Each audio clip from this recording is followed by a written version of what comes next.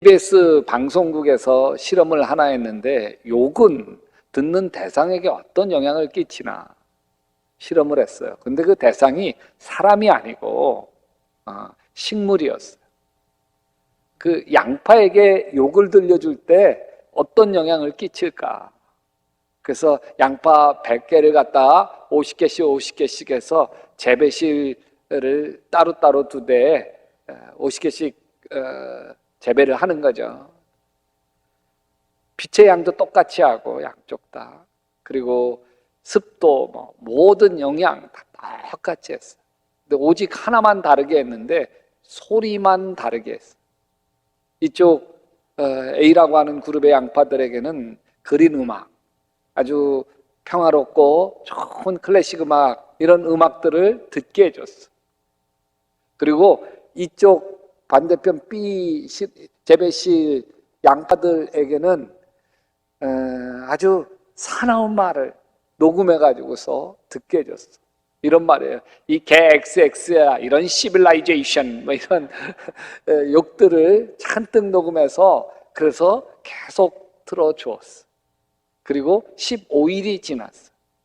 15일 뒤에 보니까 여기 그린 음악을 들려주었던, 사랑스러운 음악을 들려주었던 이 양파들은 아주 어느 것 하나 부족함이 없이 골고루 한 20cm, 평균 한 20cm 정도가 쑥 자랐어요. 그리고 이쪽 그 B 재배실, 아주 쌍소리를 들려준 재배실에서 양파를 보니까 들쭉날쭉해요. 5cm 이하로 자란 게 6개나 됐어요. 그리고 아예 싹도 안 난 그냥 양파 그대로인 양파들이 5개나 됐어요. 전 그걸 보면서 야, 이 공영방송에서 이렇게 비과학적인 거 이거 방송해도 되나? KBS뿐만 아니에요.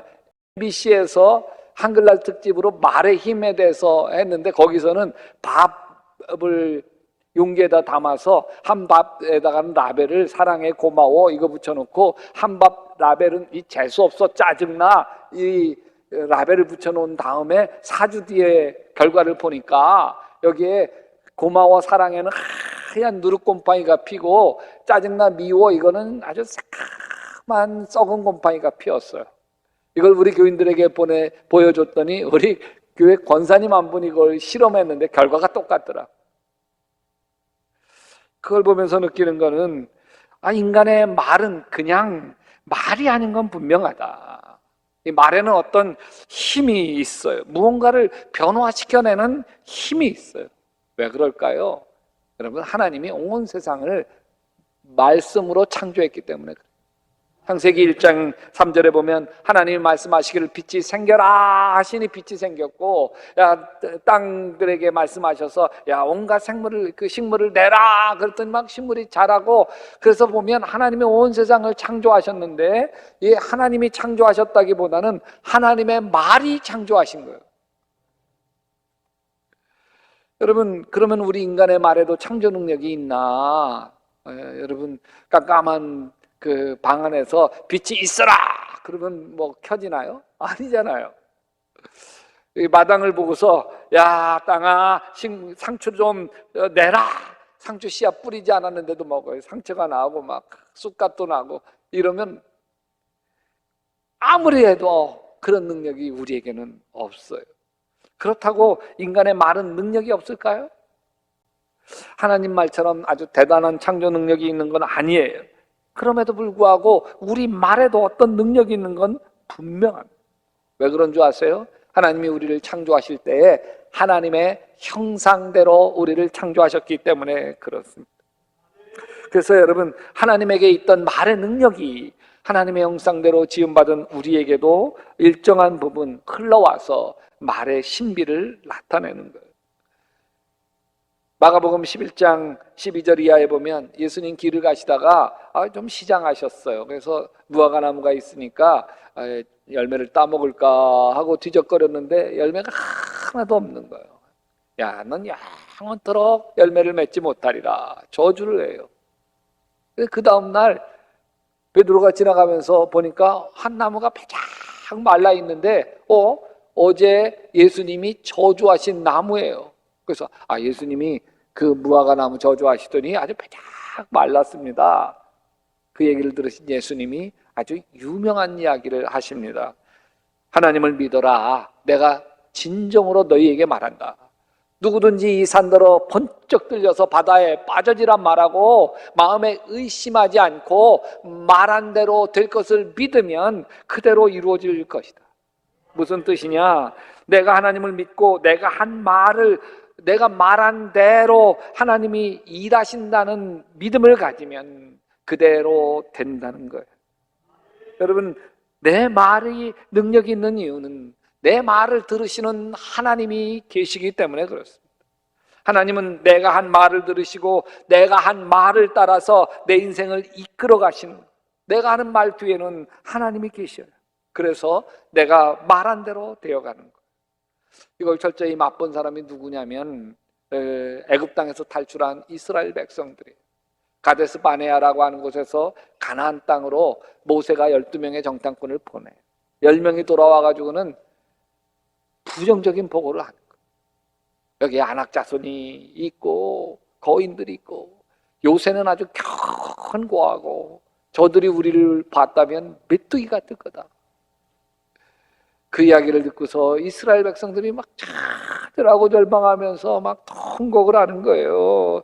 차라리 우리가 에집트 땅에서 죽었더라면 더 좋았을 것이다. 아니면 차라리 우리가 광야에서라도 죽었더라면 더 좋았을 것이다. 그런데 주님은 왜 우리를 이 땅으로 끌고 와서 칼에 맞아 죽게 하는가? 왜 우리의 아내들과 자식들을 사로잡히게 하는가? 차라리 이집트로 돌아가는 것이 좋겠다.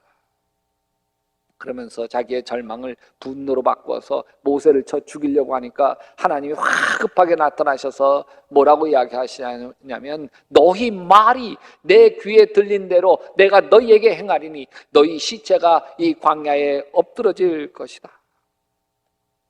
여러분, 이스라엘 백성들이 차라리 광야에서 죽었더라면 더 좋았다고 모세에게 불평한 대로 하나님은 40년 광야 생활하다가 다 죽게 만들었습니다.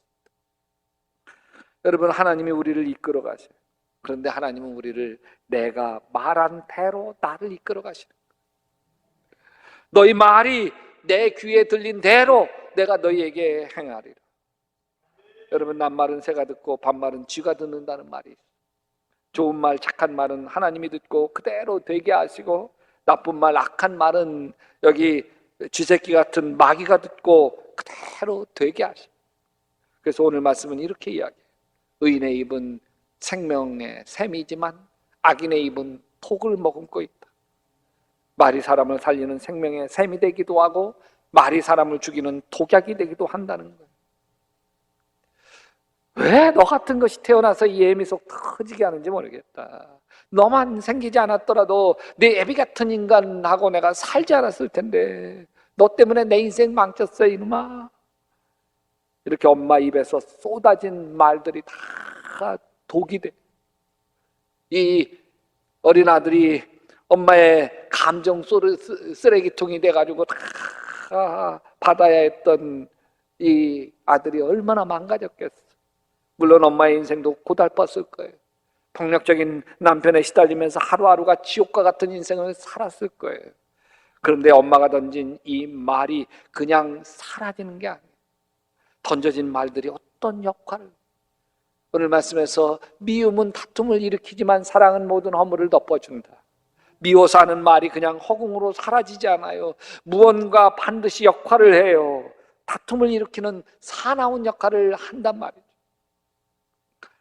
엄마가 사납게 어린 아들에게 던진 말이 그 아들 마음속에 뿌리를 내렸어요. 그 말이 독이 되기 시작했어요. 세상을 원망하면서 자라요. 결국 이 아들이 살인마가 됐어요. 지존파 얘기예요. 상담학 교수이신 정태기 박사님이 비행 청소년들을 모아 교육시키는 곳에 상담을 하러 갔을 때 일이에요. 여러 아이 중에 그야말로 군계 일학처럼 굉장히 잘생기고 아주 눈에 띄는 인물이 좋은 아이가 눈에 띄어. 야, 겉으로 봐서는 이런 곳에 들어올 만큼 큰 잘못을 저지르지 않았을 것 같은 아주 선량하고 준수한 꽃미남 소년이었어요. 이 소년이 상담받기 위해서 정태기 박사님에게 왔고, 이 소년을 이 카우치, 아주 편안한 안락 의자에다가 앉혔어. 눕혔어. 그리고 눈을 조용히 감게 한 뒤에 물었어. 얘야, 너는 지금까지 살아오면서 가장 가슴 아팠던 일이 뭐니? 입을 굳게 닫으니 소년은 아무 말이야. 내가 어릴 때 엄마나 아빠로부터 너무 억울하고 분했던 적이 있니? 이 소년의 얼굴은 무표정. 이렇게 30분이 흘렀어. 참 힘겨운 시간이었고 마음을 열지 않는 이 소년에게 상담가는 무기력할 뿐이었어.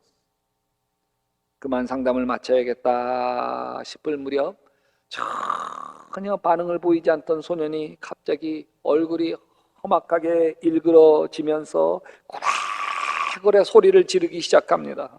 그런데 놀라웠게도 이 소년의 입에서 터져나온 말소리는 굵은 중년 남자의 목소리였어요. 이 바보 같은 자식아, 나가 뒤져라. 아무 쓸모도 없는 쓰레기 같은 놈아, 내 눈에서 사라져. 아이는 같은 소리를 파락하듯 반복했어. 그러다가 조용해지는가 싶더니 다시 거품을 물면서 파락적으로 소리를 질러대는데, 이번에는 소름이 끼칠 정도로 높은 금속성의 여자 목소리였어요. 으이구, 저 왼수, 저것만 아니었으면 저 인간하고 살지도 않았을 텐데 어쩌다가 저 왼수 같은 것을 내질러가지고는 어이구, 내 팔자야. 아이는 거의 최면 상태에서 번갈아가며 두 목소리로 외쳐대요. 분노하여 막 전신이 사시나무 떨듯 부들부들 떨기 시작했고, 결국 소년 마음속에 깊이 도사리고 있던 엄청난 상처, 트라우마가 터져나오고 있었던 거예요. 최면 상태에서 깨어난 소년은 자기가 무의식 중에 뱉었던 자신의 말을 전해 듣고는 깜짝 놀라면서 한참 또 침묵에 잠겨. 한참 후 이 소년이 더듬더듬 자신에 관한 이야기를 시작했어. 이 소리들은 소년이 어릴 적 엄마 아빠 싸울 때마다 자기가 들었던 소리예요. 아빠에게 들은 소리 뭐였겠어? 이 바보 같은 자식아, 나가서 뒤져라. 엄마로부터 들은 소리는 네가 생기지만 않았어도 네 애비 같은 인간하고 내가 살지 않았을 텐데, 너 때문에 내 인생 망쳤어. 이런 소리를 들으면서 자랐고, 결국 이 소년의 부모는 초등학교 6학년 때 이혼하고 아버지는 미국으로 가고 엄마는 일본으로 떠나서 자기는 할머니 손에서 자라야 돼. 결국 부모가 던진 말이 이 아들을 묶어놓은 거예요. 부모가 던진 말대로 이 소년은 인생을 막 살기 시작했고, 도둑질하고 패싸움하고 인간 쓰레기가 되기 시작했습니다. 성경 말씀이 맞아요. 잠언 6장 2절에 내 입의 말로 내가 얽혔으며 내 입의 말로 인하여 잡히게 되었다. 말이 한번 우리 입에서 나가면 반드시 어떤 역할을 하고 만다는 것을 하나님이 이렇게 말씀해 주고 계세요. 나의 입에서 나가는 말도 내가 뜻하는 말을 이루고 나서야, 내가 하라고 보낸 일을 성취하고 나서야 나에게로 돌아올 것이다. 여러분, 하나님께서 내뱉으신 말씀도 사명을 이루고 돌아오는 것처럼 우리 인간이 우리가 입에서 나간 말들도 여러분 사명을 이루고 완수하고 돌아옵니다. 한번 나가면 사명을 이루고 돌아오는 거예요. 말이 씨가 되는 거예요. 듣는 이로부터 사건을 만들어내는 거예요.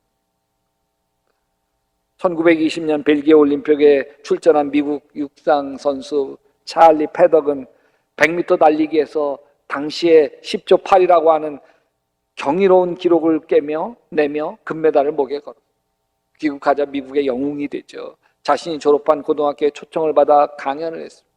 여러분도 올림픽 금메달을 딸 수 있습니다.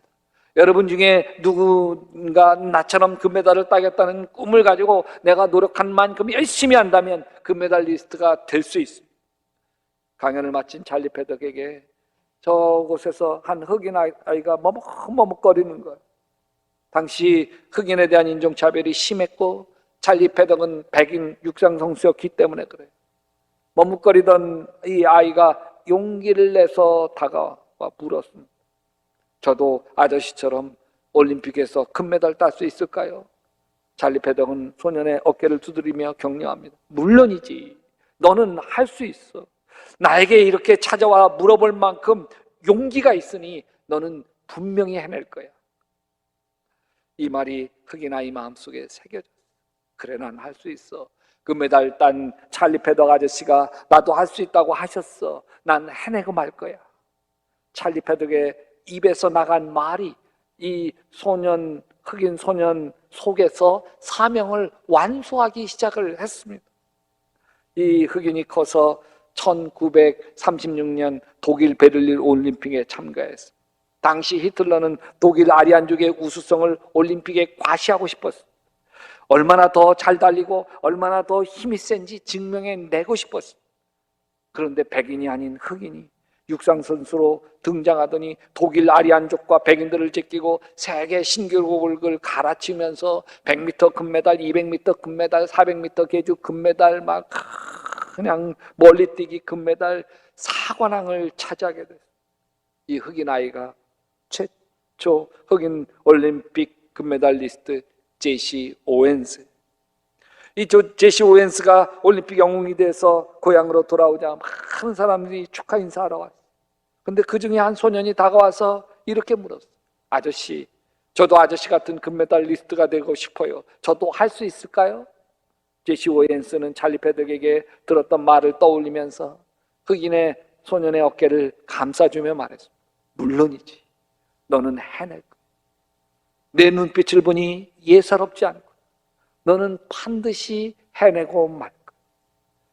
제시 오웬스의 격려를 받으니 소년은 온몸을 휘감는 전율 같은 걸 느꼈어요. 거울을 볼 때마다 내 눈빛은 예사롭지 않구나. 너는 반드시 해내고 말 거야. 제시 오웬스의 말이 떠올랐어요. 이 던져진 말이 흑인 소년의 마음에서 사명을 완수하기 시작을 했어요. 이 소년이 커서 1948년 런던 올림픽에 참가했고 육상 금메달을 따냈습니다. 이 소년의 이름이 해리슨 발라드예요. 한번 나간 말은 씨앗과 같아요. 말이 씨가 돼요. 그 씨가 싹이 트고 잎이 자라고 꽃이 피고 열매를 맺게 됩니다. 왜? 입술에 열매를 창조하는 자 여호와가 말하는, 우리 입에서 나가는 말을 하나님이 열매를 맺게 하시기 때문에 그렇습니다. 이 흑인 아이들이 들은 말이 사명을 완수하기까지 5년이 걸리기도 하고 10년이 걸리기도 하고 20년이 걸릴 수도 있지만 반드시 말이 사명을 완수하는 거예요. 하나님은 거짓말하지 않으세요.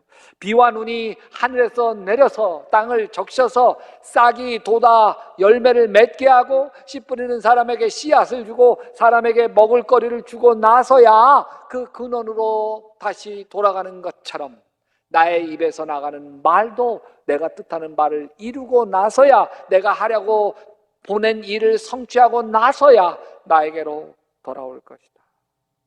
그래서 여러분, 첫째로 먼저 나 자신에게 하는 말을 바꾸세요.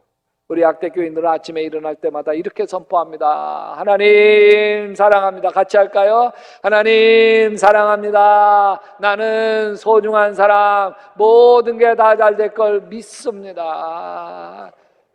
여러분, 이렇게 하나님을 믿고 나는 소중한 사람이라고 다 잘 될 것이라고 믿고 선포합니다. 그런데 이상해요. 내가 선포한 대로 되기 시작합니다. 왜요? 하나님이 믿음대로 되게 하시기 때문에 그렇고, 아침마다 하나님 사랑합니다. 나는 소중한 사람, 모든 게 다 잘 될 것입니다.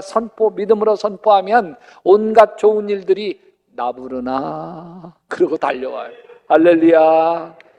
여러분, 두 번째로 자녀들에게도 꼭 안아주면서 이렇게 말하세요. 하나님, 우리에게 이렇게 좋은 딸 주셔서 감사합니다. 아들아, 내가 있어 참 든든하다. 내가 내 아들이어서 참 감사하다. 여러분, 자녀들이 말썽을 부려도 절대로 책망하지 마세요. 만약 자녀들이 말썽을 부렸다, 그렇다면 예전에 내가 부정적으로 자녀들에게 했던 말이 지금 사명을 완수하고 있는 거예요. 말을 바꿉시다. 말을 살리는 말로, 아들아 고마워, 딸아 사랑해, 내가 내 딸이어서 얼마나 행복한지 몰라. 여러분, 이렇게 나간 말은 또 사명을 완수해요. 세 번째, 배우자 등을 다독이면서 이렇게 말하세요. 난 참 가분한 사람하고 결혼했어. 내가 복 많은 사람이지. 나랑 살아줘서 고마워. 배우자를 꼭 안아주면서 이렇게 말하세요. 여러분들도 다 같이 따라서 해보세요. 미안해. 내가 더 잘할게. 고마워. 나랑 살아주어서. 아멘. 여러분, 마지막 시 한 편 읽어드리고 말씀 마치려고 하는데, 이혜인 시인의 나를 키우는 말이에요. 행복하다고 말하는 동안은 나도 정말 행복해서 마음에 맑은 샘이 흐르고, 고맙다고 말하는 동안은 고마운 마음이 새로이 솟아올라 내 마음도 더욱 순해지고, 아름답다고 말하는 동안은 나도 잠시 아름다운 사람이 되어 내 마음 한 자락이 환해지고, 좋은 말이 나를 키우고 있는 걸 나는 말하면서 다시 알지.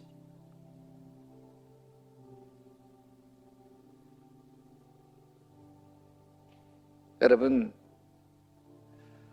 지금까지 여러분의 입술에서 나왔던 말들, 어디에서 어떻게 사명을 이루고 있을까요? 무섭지 않으세요? 여러분, 오늘, 내일, 앞으로 여러분 입술에서 이렇게 흘러나간 말도 사명을 완수할 거예요. 여러분 지금 행복하신가요? 그렇다면 여러분, 이전에 여러분이 했던 말이 사명을 완수해서 나에게 지금 행복을 가져다 주는 거예요. 더 행복하고 싶으세요? 더 좋아지고 싶으세요? 회복하고 싶으세요? 그렇다면 여러분, 내 입술에 축복의 말, 사랑의 말, 격려의 말을 흘려가게 합시다. 제발 바른 말 하지 마세요. 옳은 말 하지 마세요. 그게 다 지적하는 거고, 정죄하는 거고, 그리고 비난하게 되는 거예요. 여러분, 성경에서 바른 말 하라고 하지 않아요. 오직 선한 말을 하여 듣는 자들에게 은혜를 끼쳐. 우리에게 하라고 하신 이야기는 어떤 거냐면, 내가 한 말이 그 사람에게 은혜가 됐으면 최고, 내 자녀에게 은혜가 되면 최고, 내 배우자에게 은혜가 되면, 위로가 되고 용기가 되면, 내 입술은 그냥 그대로 하나님의 은혜가 됩니다.